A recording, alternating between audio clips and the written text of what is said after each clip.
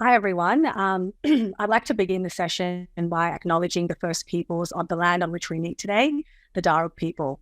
I pay my respects to their elders, past and present, and I acknowledge the ongoing impacts of colonization on Aboriginal and Torres Strait Islander people, and their sovereignty was never ceded. It was and always will be Aboriginal land. I also want to begin by acknowledging women and girls from all backgrounds, both in Australia and abroad, who have lost their lives to violence, both in the family and through state violence. This seminar is dedicated to you. We gather as writers and journalists dedicated to changing the narrative, honouring and making sure that no woman's life is lost in vain. I'd also like to direct participants to a panel featuring all First Nations women and moderators hosted by Our Watch earlier this year for a deeper understanding of how intersectional experiences, strategies, and solutions of First Nations women in this space responding to historical, state, and family violence. So a bit of housekeeping. So panelists will have their cameras on and will be the only people seen or recorded today. And apart from support lines, for accessibility reasons, we'll be limiting links to resources that I dropped into the chat. And Our Watch will follow up afterwards with these in an email. Accessibility. We have a number of accessibility features for this event. If you have any questions or require assistance, please use the chat function to send a message to our webinar support person, Rebecca. And just some support lines. So today, obviously, we'll be discussing some pretty heavy themes. And so acknowledge that the content discussed today might be emotionally challenging. So if you need to reach out, here are some support numbers. If you know someone is impacted by sexual assault, domestic or family violence, you can contact 1-800-RESPECT via phone. You can also use their web chat, which is available 24 hours a day, www.chat.1800respect.org.au. QLife also provides support to lesbian, gay, bisexual, transgender, and intersex people at 1-800-184-527. And if you're a man concerned about immoral behaviour, please reach out to the Men's Referral Service on 1300-766-491. So we'll also place these support details in the chat. We'll also have some time after this presentation for questions. So if you have a question, please just put it into the chat feature and I'll condense the comment threads and bring the questions to our panelists. So our panelists for today, I'm very proud and excited to host them. We have Amal Liata-Lu. So Amal Lu is a proud Samoan trans woman of colour elder who has worked extensively as a trans and gender diverse advocate and consultant. So she's worked in the fields of community health, education, employment, the arts, and radio. We also have Mariam Bazadeh. And Mariam Bazadeh is an awards-winning human rights advocate, lawyer, diversity and inclusion practitioner, contributing author, and media commentator. Mariam was appointed the inaugural CEO of Media Diversity Australia in late 2021, an organisation that seeks to ensure Australian media looks and sounds like Australia. She's also the founder and chair of the Islamophobia Register Australia and has been involved in the anti-racism space for over a decade. Our third panellist is Dr. Usha Manchada Rodriguez. Dr. Rodriguez is an adjunct professor of communication at Manipal Academy of Higher Education in India, and she's also an adjunct senior research fellow at Charleston University. She's an experienced journalist and academic. She's published widely on digital transformation of journalism practices, social media, and representation of cultural diversity in the media. So thank you so much, all our panelists, for being here. Really appreciate it.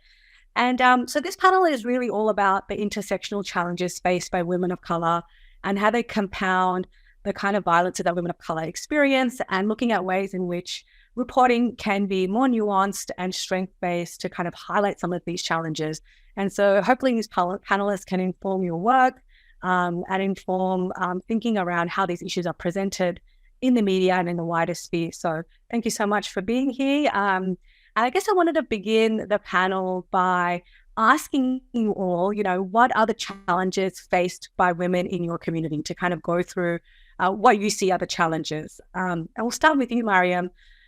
As the founder of Islamophobia Register Australia, what are some of the specific challenges facing Muslim women? Yeah, thanks, Sarah. Great to be here with you. I think in terms of some of the specific challenges faced by, if we can focus on Australian Muslim women, for example, there's very much an intersectional identity there. And so the impact can be compounded depending on what their intersectional identities are.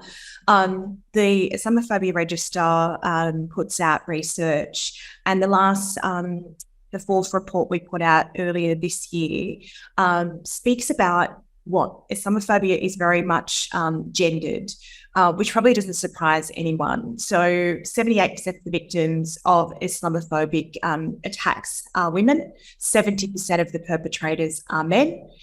So 2 out of 3 women are harassed by a male perpetrator. So I think there's always been a very gendered aspect to Islamophobia. In the case of Australian Muslim women who choose to wear a hijab, or Muslim men who are visible in other ways, it does mean that they come under greater scrutiny. They're more easily identifiable and therefore more likely to be subjugated to physical and verbal incidents of Islamophobia. And of course, I think it's also maybe just worth mentioning that at the moment, given the current climate that we're facing, Islamophobic attacks have increased 13-fold. We're talking about 270-something incidents post 7th of October. And the people that are bearing the brunt of that are visible Muslims, and again, Muslim women. And I think Amani Haydar describes this idea of a double bind very beautifully in her book, where in the case of Muslim women, they're facing this double bind, which is this idea of they are facing social issues like any community faces it. But speaking out means that they risk perpetuating Islamophobia and other forms of racism. And this certainly does become front of mind and does play an important consideration as to whether they speak out. As an example, working in the not-for-profit space, there's no 9 to 5, right? So as an example, last night we were getting some WhatsApp messages about an incident. A Muslim woman wearing hijab was physically attacked. We're still waiting to get details in Perth. Usually when these incidents happen, we try and provide immediate support. And one of the other factors is that because there was some footage, there was a video filmed, then the conversation that we have is this the kind of incident that you go to the media with and try and raise awareness about it? And of course, every time we've had these conversations with victims of Islamophobia in the past, there's usually a hesitation to go forward and speak to media about it. And of course, that goes to the underreporting of it. That goes to the fact that if you don't speak up about these issues and provide real case studies, then the assumption is that it doesn't happen. And I think, that I guess that's a very specific example, but it speaks to the broader issue, which is that marginalised communities, be it the Australian Muslim community, be it other marginalised communities with intersectional identities, often face this double bind of, do I come forward, raise awareness, provide an evidence base to this social issue? And if I do that, what is the cost of that? And sometimes the cost is too significant. And so therefore people continue to suffer in silence. And it's great that organisations like Our Watch and what we're doing right now is helping change and shift that narrative a little bit. Oh gosh, that sounds like what I'm hearing is that the safety is just the biggest concern, like a basic safety on the street and a basic safety to be able to feel like you can disclose the issues as well. So that's something that, does that resonate with you, Amal? Can you tell me, as a Samoan trans woman of colour, what are some of the challenges faced by trans women? There's quite a few similarities in what was just said with my own experience with trans women of colour. There's not enough reporting that's done for us in a positive light. A lot of the times we're seen as taboo, so we're almost like the forbidden conversation. And when we are, a lot of the commentary or what we see in social media pokes fun at us or makes fun of who we are, and it's usually sexualized and quite negatively. And the fact that our voices don't get heard a lot of the times, in terms of the deaths globally of trans women of color is quite huge. So that speaks volumes in terms of what is actually being done for trans women. Our issues are quite complex as well. If we're talking about people that are going through transitional periods, going into those relationships can be quite dangerous for us. And so, yes, the conversations need to be had, people to stop treating it like taboo. It puts our lives in danger in terms of just going out there, doing what we need to do.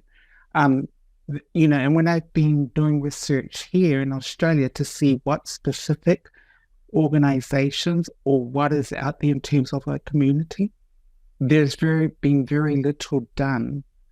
And that is quite alarming. A lot of my trans women of color, they don't speak up for the fear of persecution, culturally wise, religion, the challenge that religion poses to us.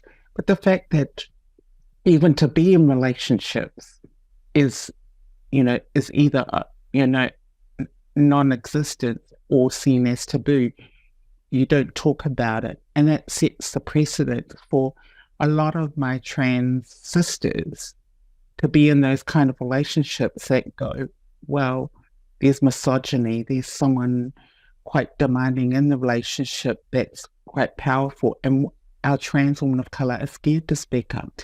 Organizations out there don't really cater for us.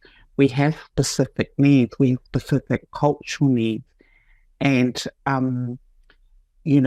all the negativity that's out there, or the way that's generally being reported, amplifies the fact that trans women are constantly under the microscope and are constantly under the attack. There still needs to be a lot done for us in terms of going into organizational spaces that are supposed to help us to feel safe. Otherwise, we're not going to open up. And there's I feel there needs to be a lot of work there, because there actually are no resources that really cater for trans women of color. We're like the add-on, and there's quite a danger in that. Yeah, I think listening to you and Mariam, it just makes me realize the conversation around Muslim women and trans women, especially in relation to feminism, is very similar. Like, they're posited as somehow threats or undesirable or not deserving of feminist protection, or as add-ons. And it's almost like you have to prove that you belong, even though those groups are kind of most in need of help and basic safety in the street. So there's this really hidden epidemic in terms of this violence that's occurring, and it's not really being reported. It's not really being emphasized or seen in the stats. So thank you both for that. And Dr. Usha, you've done a lot of reporting in this. You've done a lot of reporting and research in this area about some of the issues faced by women of diverse backgrounds and the kind of magnified violence they experience. Could you, I guess, talk about, what are some of those issues faced by women of color in terms of those intersectional experiences? We know that Australia is a multicultural society. We also know that 30% of Australians are born overseas. We know that 21% of Australians speak a language other than English at home. And increasingly, if you look at stats, immigrants that are coming to Australia, they are coming from non-English speaking background. So one of the first barriers that women from culturally diverse background face is the language barrier. Even if they can speak in English, they either are not very fluent or they speak with heavy accent. So that, again, that basically restricts them a little bit, which we talk about later, is getting jobs outside the home. Then they have lack of community support. As new immigrants, you know that it takes time to build a community around you. They do not have knowledge of Australian laws and systems, which again, they don't know, okay, yes, they can go out there and talk about some of the issues they face, at home. There are cultural differences in the attitudes towards the gender roles that they occupy. And in addition to that, many of the new immigrants, they may come on spouse visa or on temporary visa. So they are very much dependent on their partner for their economic security or for even just staying in the country. And in early years, they are unable to go out there and get employment because either they have carers' responsibilities or they have other, their qualifications may not be recognized because they are from overseas, or they have other, cultural reasons. So there's this number of factors that come into play for women from diverse backgrounds, especially the immigrants and the who are coming into the country. Now, my own research, what we did was we looked at how the media covers violence against women from diverse backgrounds. And we looked at 3 prominent news sites, which is The Age, the ABC, and the Herald Sun. And we focused on stories in which a person from culturally diverse background was present in those news stories. And what we found was that there were only about 190 or so stories covered in a period of 4 months in these 3 papers. Now, what do I mean by that? Let's just put that in context. In the same period, if you recall, during COVID years, there was an increase, a spike in domestic violence cases. And in fact, Victorian police recorded 90,000 domestic violence offenses during that period. So compared to the problem out there, the kind of reporting that is happening is minuscule. So that's one thing. Secondly, so looking at the data that at least we could find, it was that 2/3 of these stories, they identified women as victims. A variety of sources were quoted in these stories, which is a plus now because the reporting of these violence against women has improved a little bit since, decades of activism by women and others. So they are now talking to not just the courts and the police reports, and they are also talking to experts, advocates, government representatives, victims, and perpetrators. So, which is a good thing. But 3/4 of these stories had a very neutral tone. Only about a quarter of them actually tried to contextualize the story in the sense of being part of a bigger, larger social ill that we have in our society, or talking about the solutions that could be found or the services that are needed to help these victim survivors. Then nearly 70% of these stories were written by journalists from non-diverse backgrounds. Now, I'm not saying that every story needs to be reported by a person from the same community. What we are trying to say is we need enough diversity in the newsrooms for people who can then understand the nuance of covering news stories about victim survivors from diverse backgrounds. And for that, you need some level of lived experience. Yes. So, and that's why you can see that reporters do play a bit safe. Either they will not report issues around violence against women from diverse background because they think they don't want to make a mistake, they don't want to offend a community, or when they will report in a very he says, she said kind of, or based on police report kind of reports. But this kind of reporting doesn't really help in the end. Those are some issues. Yeah, perfect. Thank you so much, all, because I think identifying those problems is a great place to start. And now, as you kind of identified, like the reporting, the gaps in the reporting are also things to think about, because just because you are scared to do something doesn't mean it shouldn't be done. And if it needs to be done, it needs to be done well. So it's vitally important. And that's why we're here today. So I guess going to reporting, which is what this seminar is about, and strength-based reporting. It's a problem when you're erased from the narrative, but it's also a problem when your community is foregrounded in stereotypical ways or in ways that could be more harm than good. So I guess, Mari, I'm going to go to you because I don't think there's any group more reported on than Muslim women in the media. So what do you, I guess, dislike most about some of the reporting on Muslim women and sexism? What do you think is done wrong or badly? How long have we got? I know, right? I know. Yeah, look, there's so much. There's absolutely so much. I think a couple of points I want to make is this idea that Muslim women, I do think there's synergies here across a lot of marginalised groups. So while I focus on Muslim women being my personal identity, I do, like I said, I think it's across the board. It's this idea that we're often viewed through a deficit lens. The same group of people that, there's these great images and that I've seen do the rounds on the internet. It's Muslim women's dress is often the subject of so much conversation. And I think remove the word Muslim and just say women's dress, the subject of controversy all the time, whether you choose to cover, whether you choose not to cover, how much you wear, you're not wearing enough, you're wearing too much. There is always the way that women dress is always the subject of controversy in a way that simply doesn't apply everywhere else. And I think when it comes to feminism in particular, there's this saying about one size doesn't fit all when it comes to feminism. There's very much this white savior lens that is applied.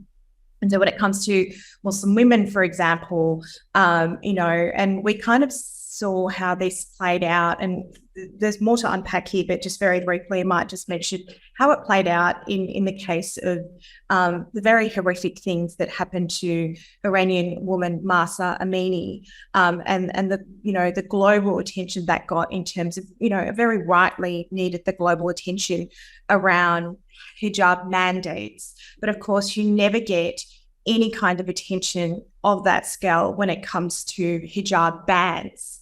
And so when it comes to feminism, it should be about,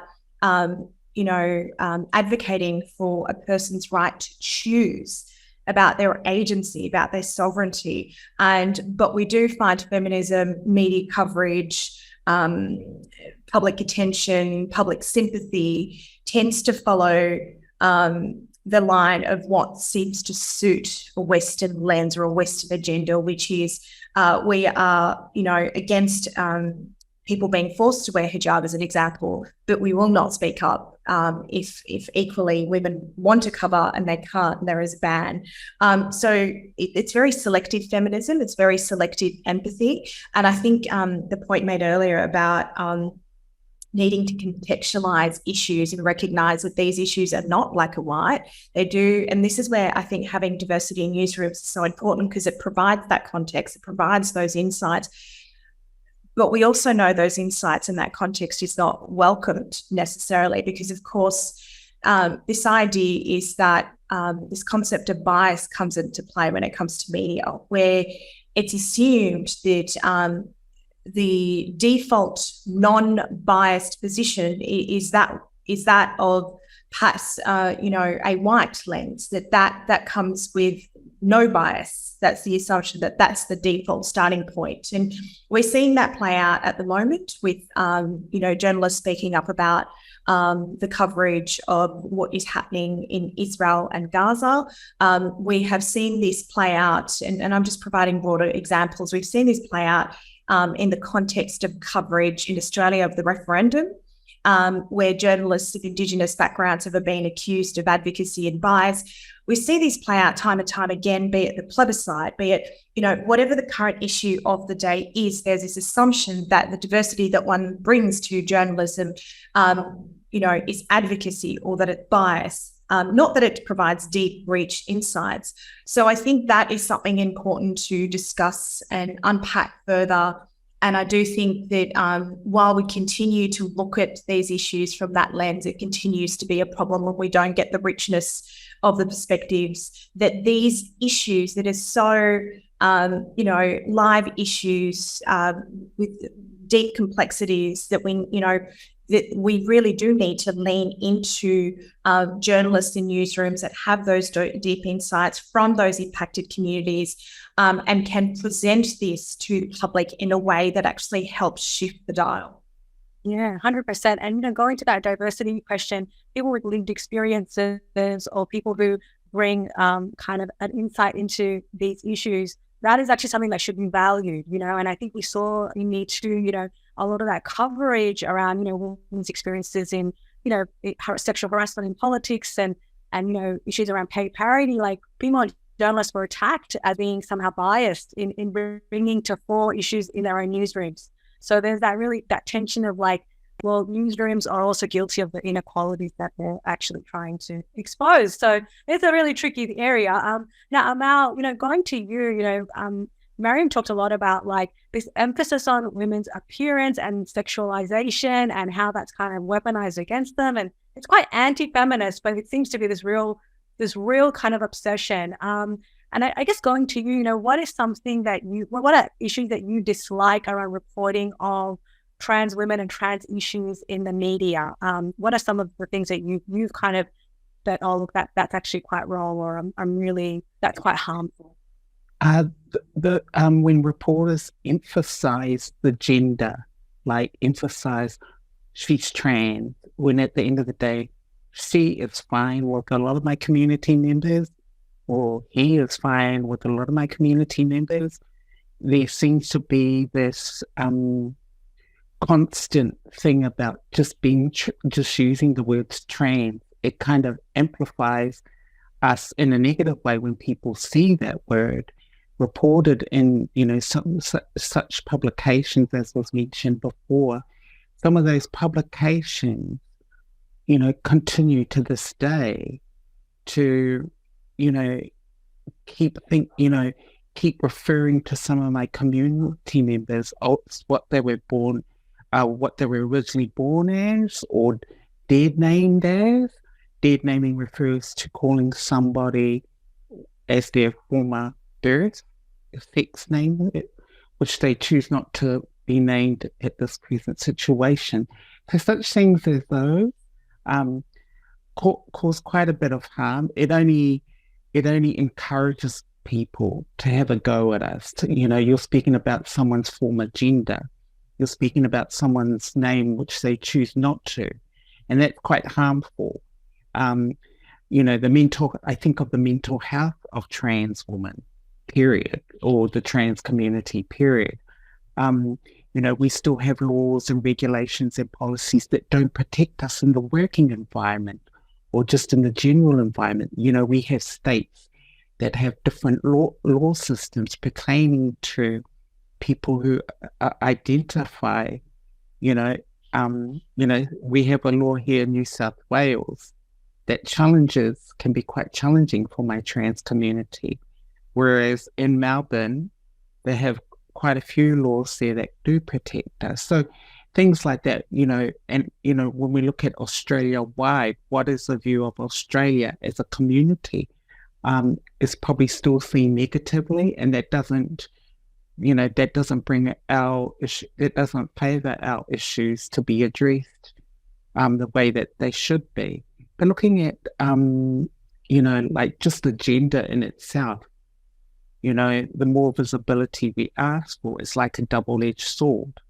So, working on those things, or policies or regulations that will protect us, state-wise, but also in organisational spaces, I'd like to see it, come within, publications as well, that, when they do reporting.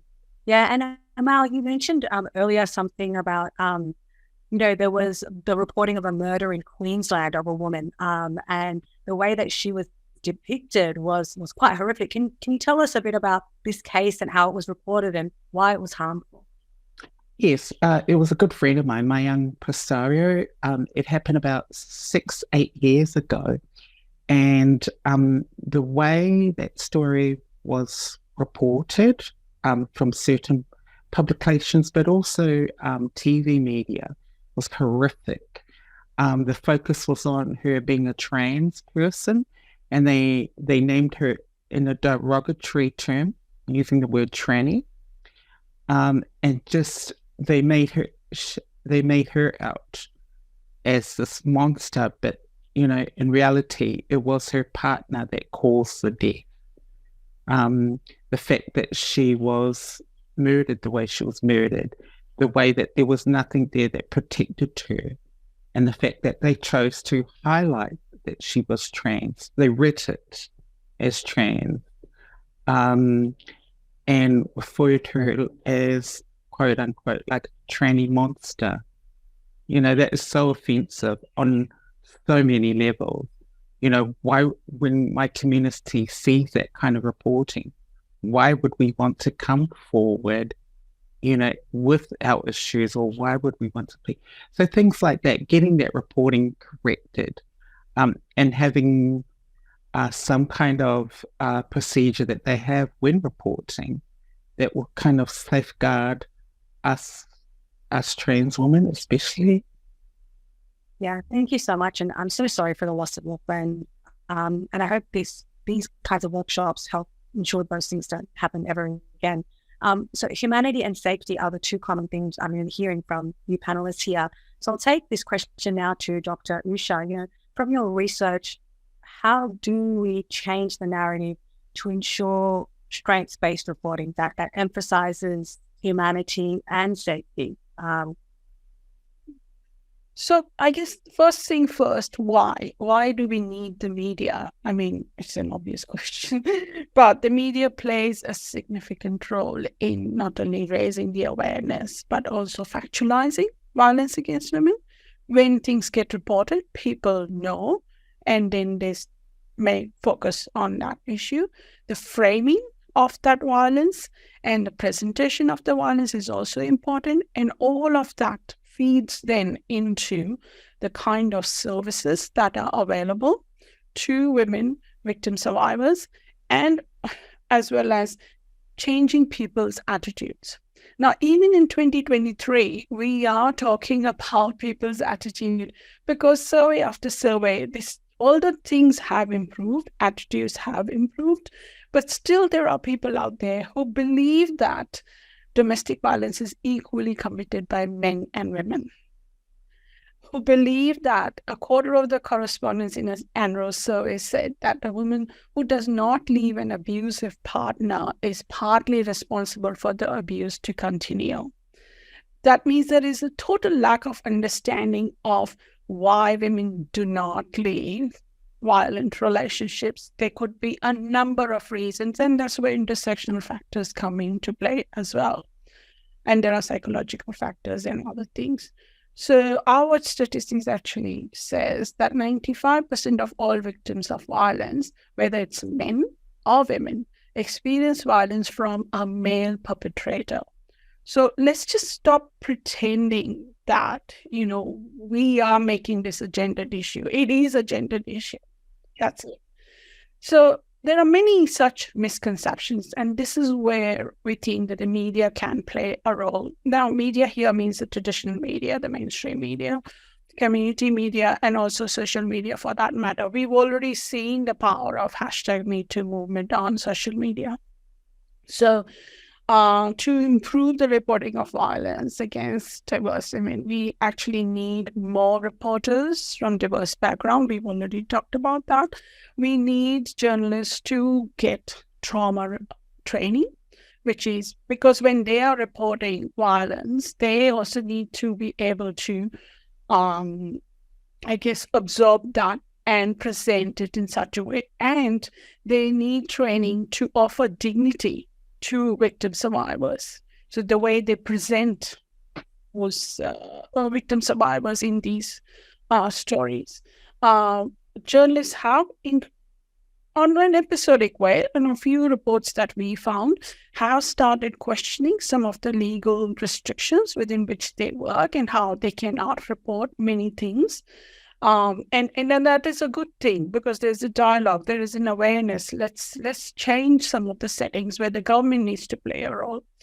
Now, what I'm going to do is I'm going to give an example of one of the media organizations taking this issue on in New Zealand.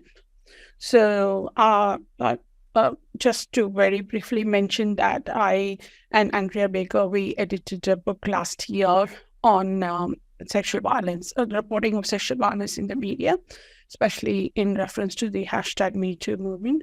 And we had about 10 different case studies in there. And one of them was from New Zealand.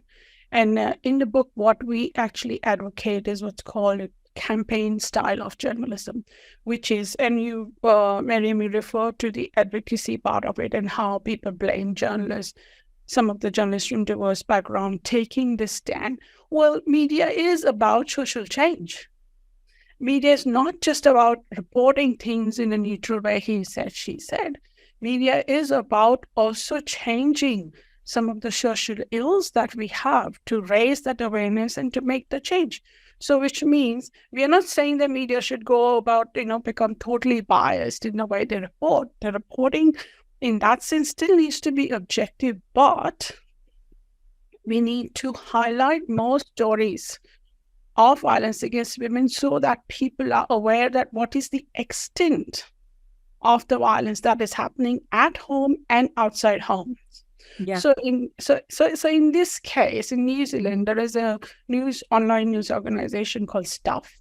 It has the largest online readership. They launched a campaign to report on the cases of violence against women by encouraging victim survivors to tell their stories, similar to the one how people were doing that when the hashtag movement took off. And this meant they had to hire more journalists because there are so many people coming forward. They provided these victim survivors safe spaces to tell their stories, which meant even if they were anonymous, they took legal advice to make sure that they were not naming anyone. Everything was done safely. But many more such stories were published during that campaign period. And as a result, more people read these stories. And more journalists got the training and expertise they needed to report these. And they built contacts in various communities.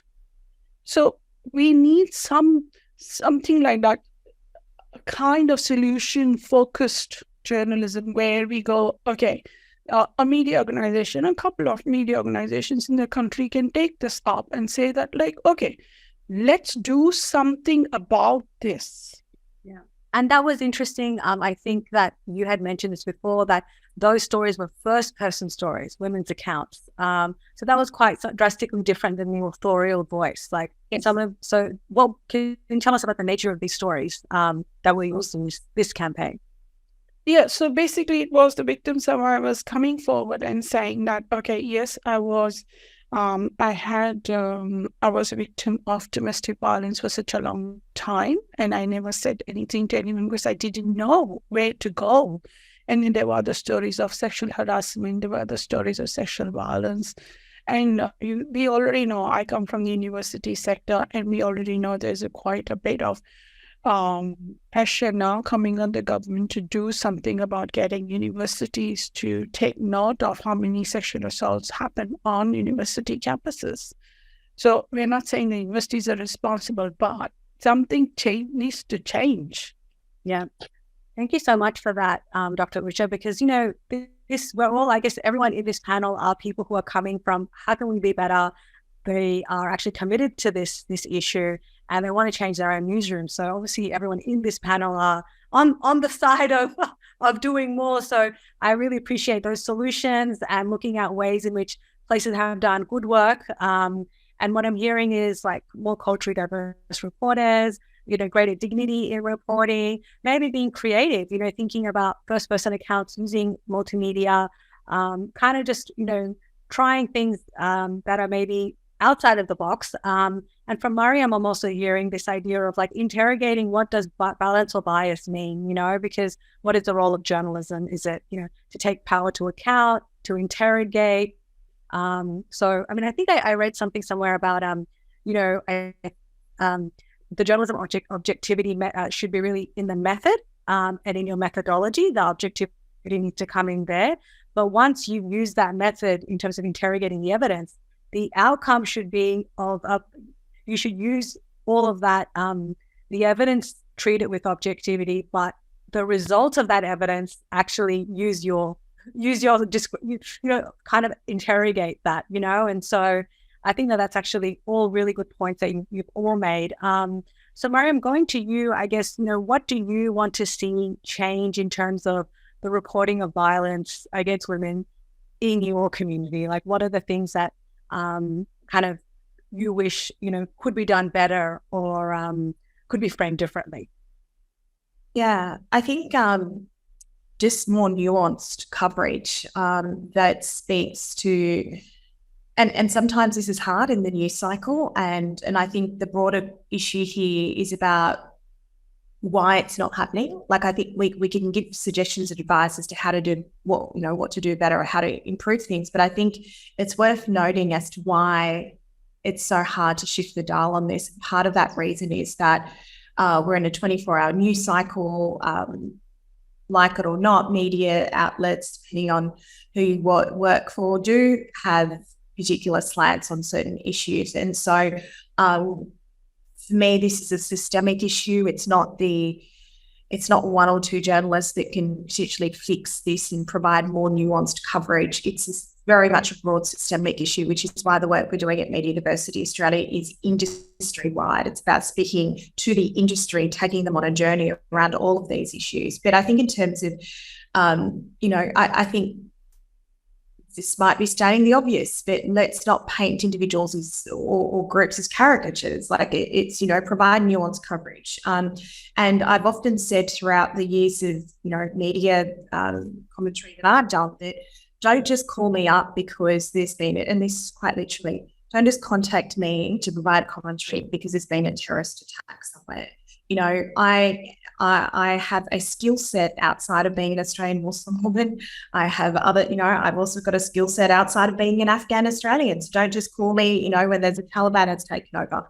There are, and I think it's about humanizing and normalizing difference, if I could put it that way, and kind of saying, if you call upon James Smith to provide your commentary about interest rates and James Smith happens to be qualified to provide that, well, it actually is useful to know that, it's not just James that is impacted by interest rate rises. That's something you can speak to other people. I think it's just normalizing difference as well. And I think the other issue is something that comes into play is this, I was trying to mention it earlier and I keep forgetting the word, but racial objectivity bias is what I was trying to say.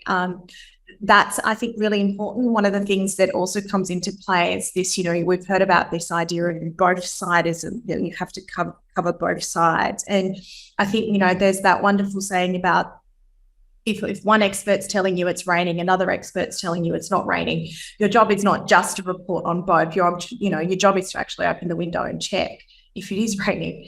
I'm assuming you have access, but I think that's, and in order to do that, it does require more nuanced, insights into impacted communities, understanding what is actually impacting, what are some of the challenges holding them back from maybe wanting to speak to media. Another really practical thing is that given the 24-hour news cycle, journalists quickly want to find case studies, right? And they're up against the clock. They've got a lot of pressure on them. They need to get certain things out there. And when they're trying to find case studies, it's hard for impacted communities to trust certain segments of the media. If that trust is not there, you're unlikely to get someone to come on camera or put their name to providing you a case study because you've not invested in developing those relationships with those impacted communities. It doesn't happen overnight. There is a lot of complexities there. So it is about recognizing that you need to put in the work, develop those relationships with impacted communities, try and understand them in a nuanced way. And that's not going to happen 4:45 when you're calling people going, can you do X, Y, Z by this time? So it does require having these conversations beforehand, nurturing those relationships, developing trust, and then, seeking to provide nuanced coverage. Yeah, there's some great takeaways there, from Usha, like not making these issues just an individual sporadic case, like it's part of a pattern. So let's give it context. And, Mariam, talking about building trust. So if you want to engage with historically communities who have felt deeply unsafe and mistrustful of institutions, be a safe person, and that means putting in the work, putting in the trust, putting in the hours, before those things happen that, well, why do you deserve that story, And so I think that's really key too, in terms of just the specific nuanced things that you can start doing right now, build those relationships, listen, and be someone that people think, okay, yeah, that person is someone who is going to treat me fairly. and I think I can feel safe in telling them my story. So about going to you, what are kind of things that you wish to see change, in terms of reporting around trans women? Because we've seen some really harmful debates around trans women, and they're framed as these theoretical debates, that happen with Muslim women too, that like, there's this idea that like, these debates kind of are like these intellectual exercises, but they're quite harmful because it's almost like you have to prove that you're worthy, or that your identity is real. Like these are things that are like quite harmful, but they're framed as debates in the media. I mean, are there things that you see that really need to change when it comes to how we talk about and report on issues relating to your community? Similarities to the last speaker, the nuances, especially for trans women as well,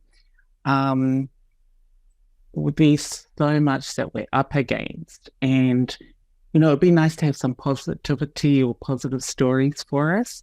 A lot of it is quite negative. If it's nothing to do with someone's death or some legal stuff, it's a lot of the stuff that's reported on trans women is quite negative. And so I'd like to see some fair reporting in terms of, having an equal balance in the reporting, for reporters to thoroughly do proper research. We've had a story from a TV network the other day regarding detransitioning to do with trans children, and it was horrific. So, people, reporters to definitely do their research, go to community, build a relationship with our trans women, especially colour community, is, they rely on certain individuals, and generally they don't speak for trans women of culture. There's no cultural element. A lot of us are, a challenge with our own cultural backgrounds, maybe religion-wise. So taking those things into account and showing a lot more sensitivity. Like I said, we are human beings, and we just want to be treated like everybody, have the same rights as everybody. But I'd like to see a bit more, nuance in terms of having a bit more balance. Like there's so much negativity that's out there regarding trans in the media.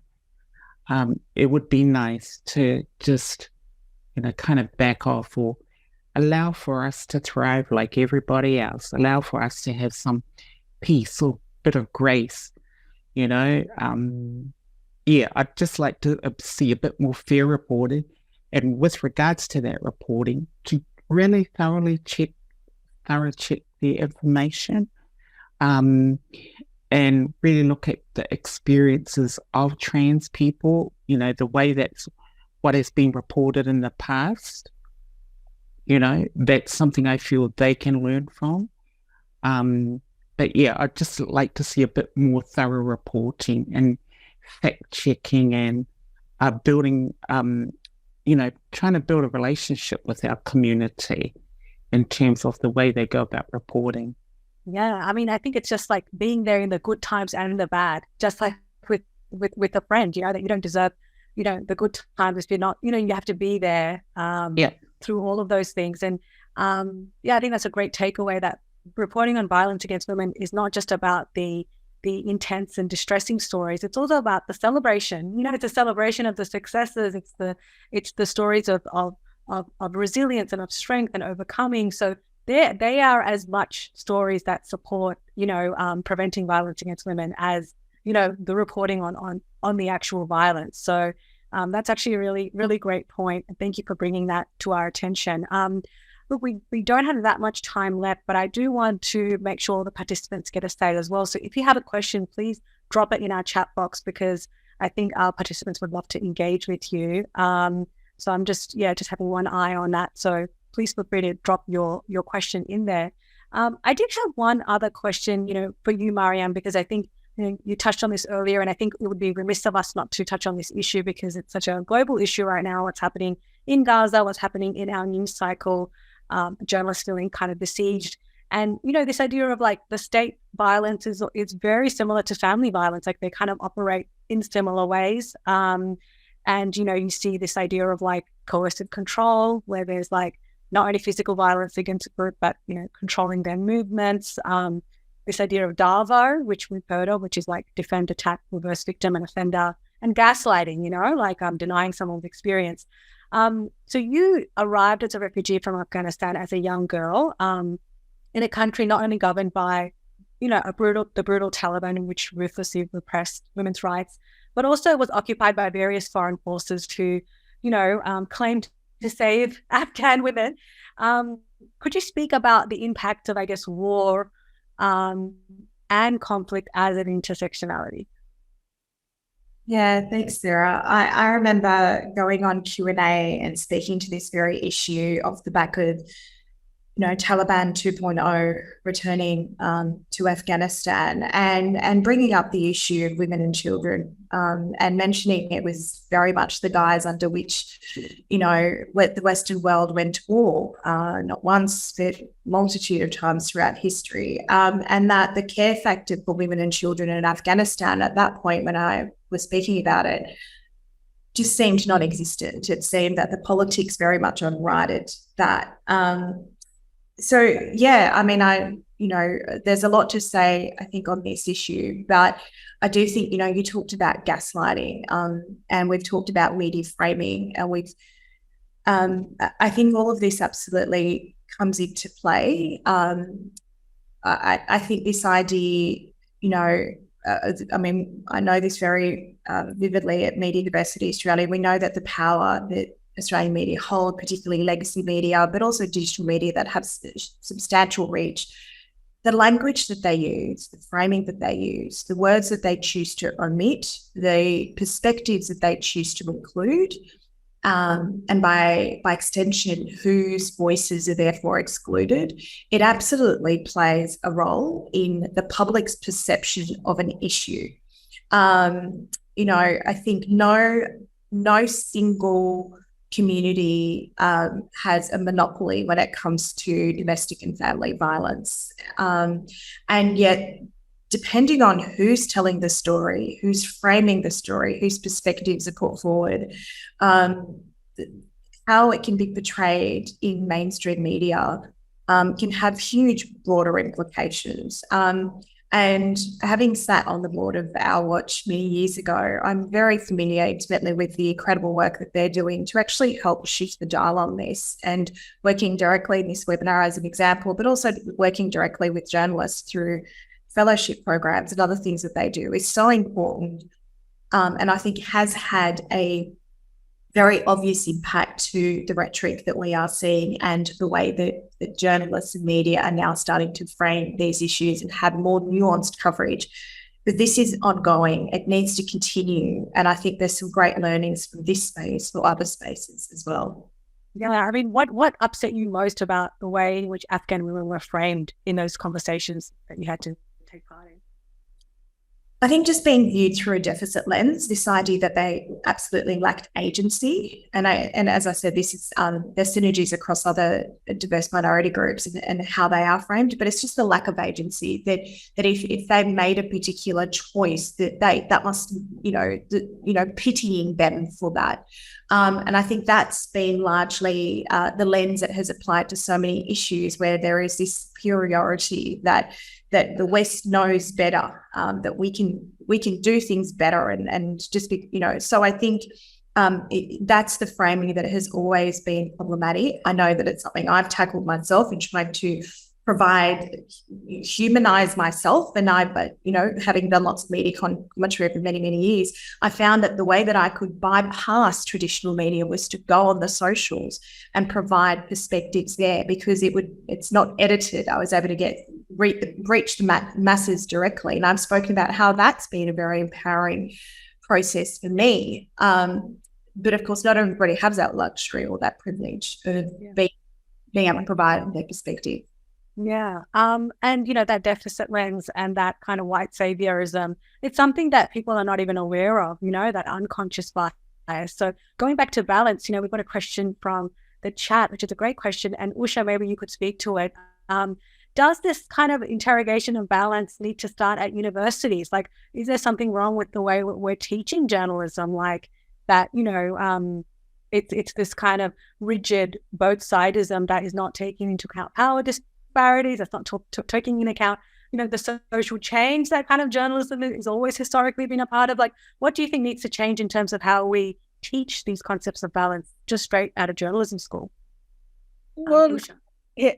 Right. I have actually taught at 4 different universities in Australia. And I can tell you that it is actually not true. We do try and teach journalism the way it needs to be practiced. However, we also take note of the fact is what kind of commercial market that is out there. What is the limits of the media industry that we have in Australia. At the end of the day, there is a little bit of quite a bit of concentration of ownership of the media. And then the other side, you also have media newsrooms headed by either generally white men. And so a lot of decision making in the media is not with individual journalists. So what happens is when our students go into the newsrooms where they need a job and they get a job, but then they have to unlearn all of the good things that we teach them about ethics, about being fair, about being balanced. Yes. Perhaps we could talk a bit more, we could teach a bit more around social change and advocacy and make our journalism students, I guess, more enterprising and also believing that they can make a change. Because yes. I also come from India, so it's a different country where the reputation of journalism used to be totally different. I'm not talking about today, but it's to be totally different, where people respected journalists because journalists believed that they were agents of change. Yeah. I'm talking about 20, 30 years ago. So I don't think I see that in the Australian universities or in the Australian media, where they actually believe that, yes, they can actually make a change by with their reporting, with the way they frame things. They have power. They can. But the issue we have is that our young journalists, they go into the newsroom and they have to adapt.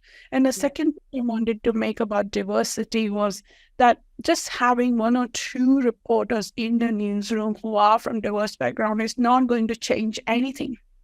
You actually need a critical mass in the newsroom, that is people from different backgrounds, enough number of journalists from different backgrounds, enough number of bosses, executive producers, editors from different backgrounds to actually shift the dial.